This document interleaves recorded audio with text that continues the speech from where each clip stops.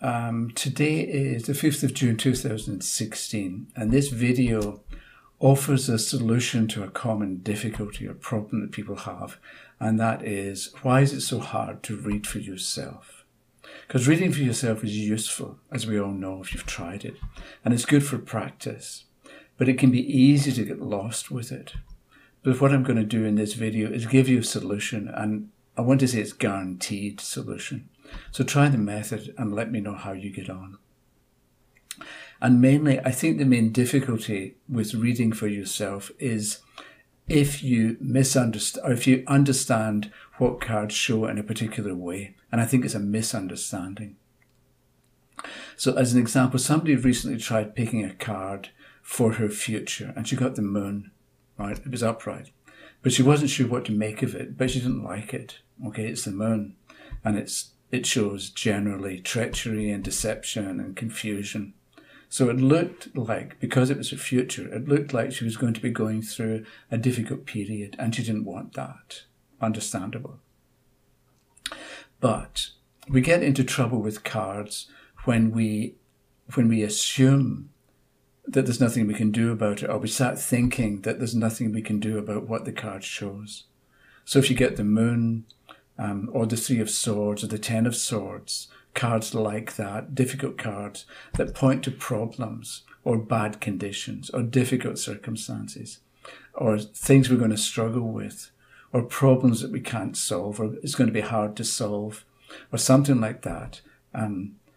If we start thinking that undesirable or just plain bad cards are going to be problems, and we don't like that.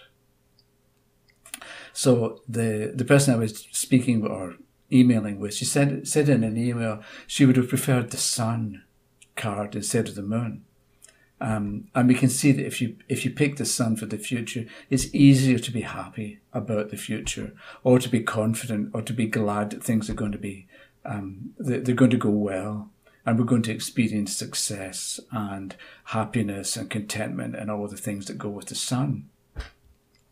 However, I think it's important to remember, and really to remember at all times, that we are not doomed. Right? We're not doomed. Some people, comedians, will sometimes say things like, yes, life is short and then you die, and that sort of sums up life. But it's not like that. Even though it's easy to slip into that kind of thinking, or to think along those lines. So if you come up against a difficult situation, your starting point, your default position is that you're stuck, and it's really not like that. So if you get the moon for the future, or a card like that, we should remember that the card shows, or the card is an effect, or it's a result. It's not a cause. And that's the important point, that the card for the future shows an outcome. It doesn't show a cause. So let's say you knock a glass of water from a table and it falls onto a concrete floor. It's probably going to break, right? So you or somebody else has to clean up the mess, clean up the broken glass. But the broken glass on the floor is an effect. Even if you're cleaning it up and you cut yourself, it seems like the glass caused the cut, although it was actually your own actions and not being careful enough that caused the cut. So the glass causing, the broken glass on the floor that you're cleaning up, that causing the cut isn't the same kind of cause as knocking the glass off the table in the first place. That was the real cause. So the card for the future is an effect. So if you get the moon and you don't like it, the moon isn't going to make anything happen that you will be powerless to stop or powerless to change. And so you might as well give up and be unhappy. That's not what's going on. The card is an effect. So if you don't like the effect, look to and change the cause, and you're going to get a different outcome, because it's cause and effect.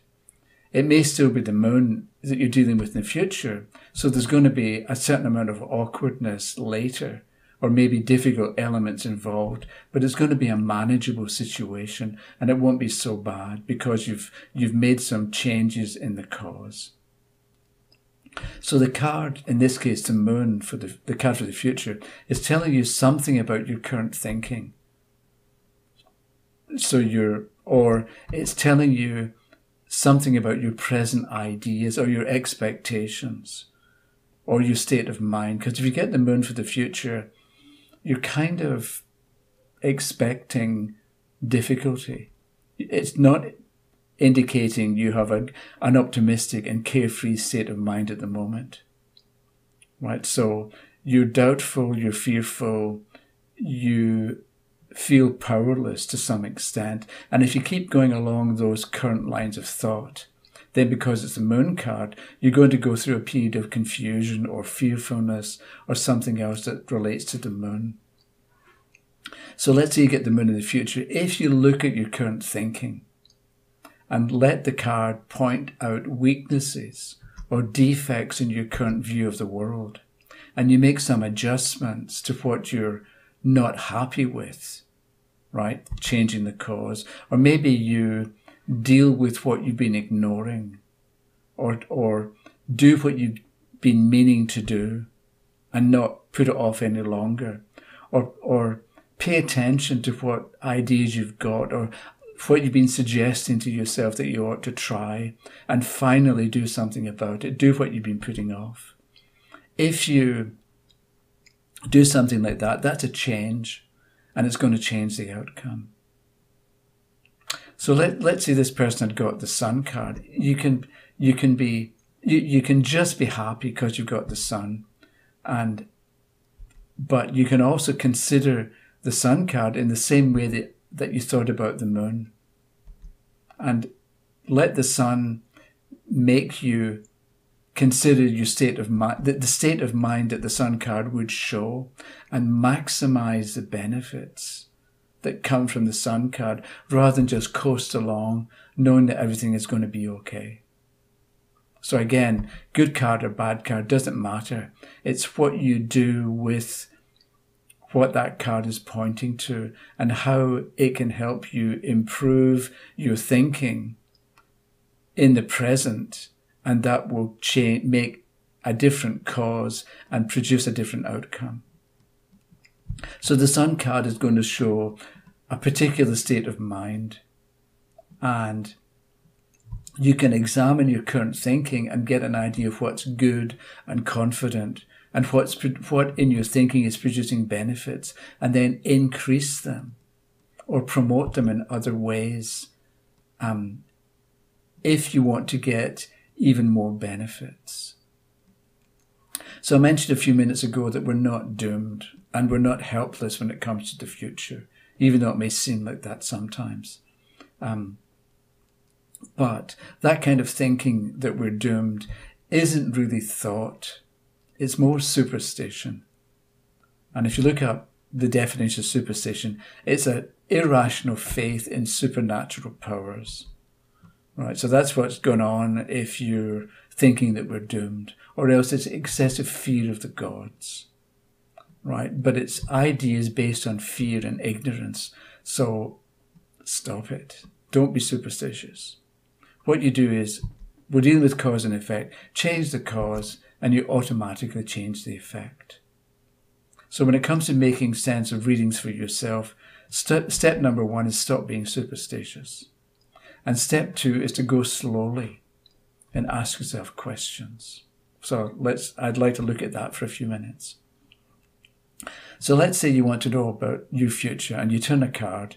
So make yourself slow down and think through the card. Somebody tried a variation of Edgar's question about developing discipline, and she wanted to know how to develop routine in her life. And she got the Knight of Coins, the Knight of Pentacles.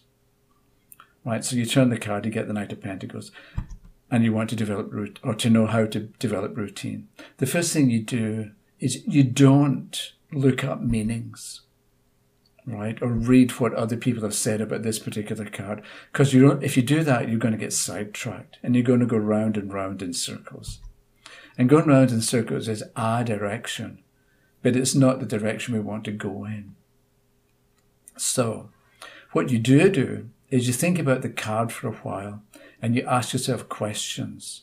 Instead of assuming that you already know what it means and then finding confirmation in the card, because that kind of approach is a dead end, and that's why you get stuck.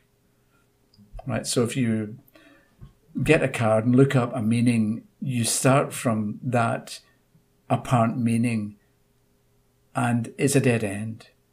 So as an example of the person who got the Knight of Pentacles, she noticed the cloth over the knight's armour, and she thought, this means that she must be protecting her emotions. So I think she's getting this idea that the armour means she's protecting her emotions. She's getting that idea from herself and not from the card. But this kind of approach is starting with some idea you already have, or some idea you think is true, and then finding proof or confirmation in the picture. But as my teacher told me, rule number 1 is assume nothing. So if you notice the armour, what you do is you stop and you take your time and you ask yourself questions about armour. You know, what is armour actually? What's it for? Is it decorative? Is it practical? Is it useful? If you're wearing armour, you can't really run, right? So it can be very inconvenient to wear armour because you're not that mobile. And then you think about armour, it's made of metal, it has to be manufactured. It's not easy to make armour because you've got smelting of metal and you need blacksmiths and you've got heat and noise and hammering. And so that's how you make metal to make armour. And it's got to be shaped and fitted. It's really quite a lot of work to come up with armour.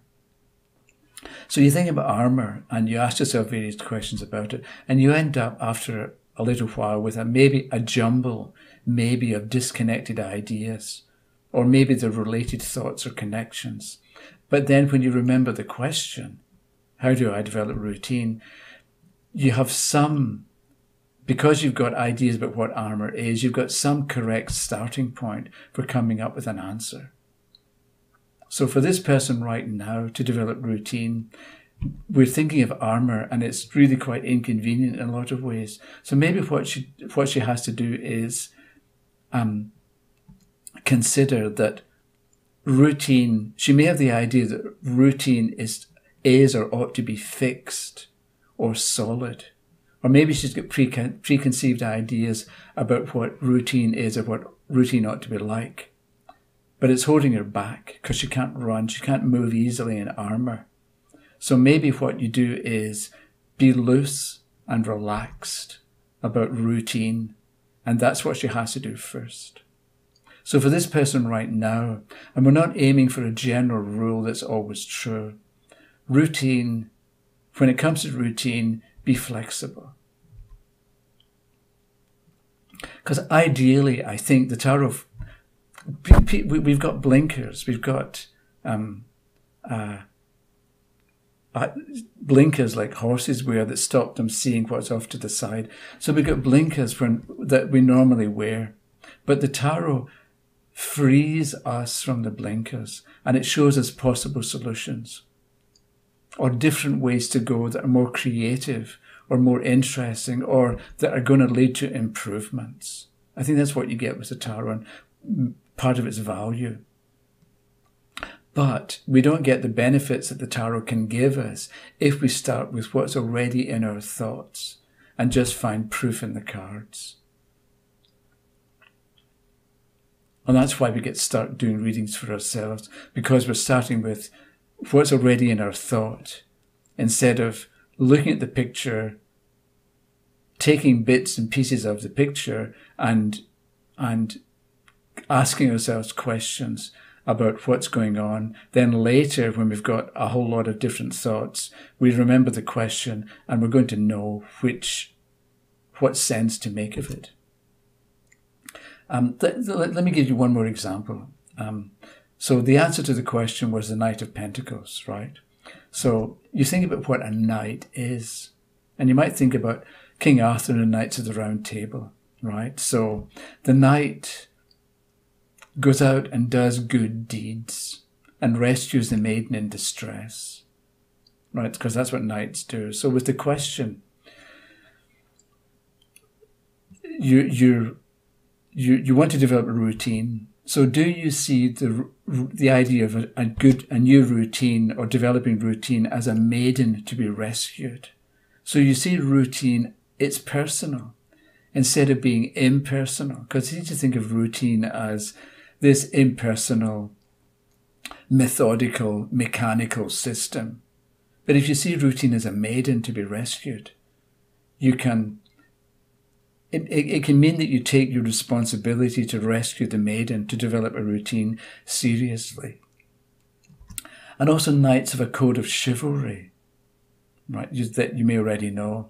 So does it mean to develop a routine that you develop your own code of behavior when it comes to routine? And that could be the answer. Or do you make routine part of your overall code of behavior? Right, so you've got a general way of living each day, and routine is part of it. So routine is something that you do automatically and isn't some challenge or unpleasant duty that you feel guilty about if you don't deal with it, because that kind of guilt wears you out and robs you of motivation. So what you do is you think about the knight and maybe chivalry. So you follow your own thoughts where they lead, and you keep wondering. And people sometimes want to know, okay, well, when do I know when I've got the right answer? When do I know how to stop? If you follow your thoughts, you're going to know when you've arrived at a point where it's okay to stop. And it's a bit like the Oracle said to Neo in the Matrix, you know when you're in love. And in the same way, you're going to know when you have an answer to your question. So if you try this method, let me know how you get on. And I said last Sunday I would get the tarot site up, and it's kind of up and running. The URL is www.the-tarot-book.com.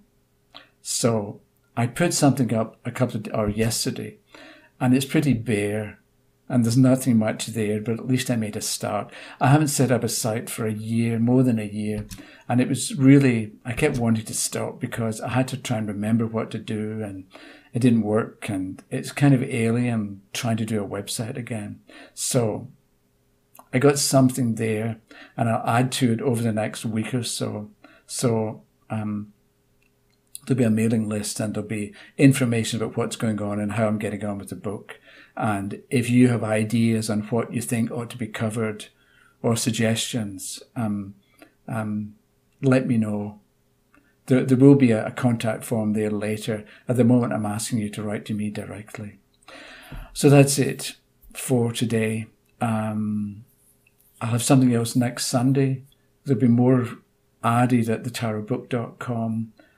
So that's it for the moment. Have a good week, and I'll see you in a few days' time. Thank you very much. Bye-bye.